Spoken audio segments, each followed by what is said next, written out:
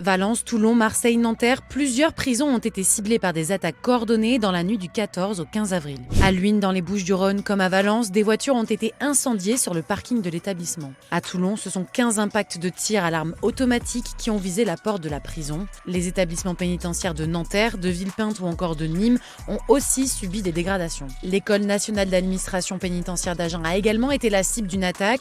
7 voitures qui appartenaient à des élèves et à un membre du personnel de l'école ont été brûlées.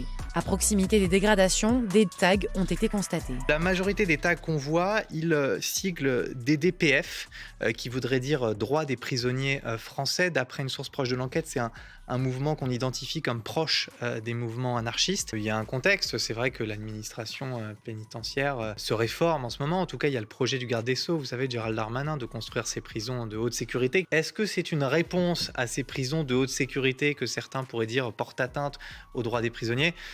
C'est beaucoup trop tôt pour le dire. Il y a ces tags qui apparaissent comme des revendications.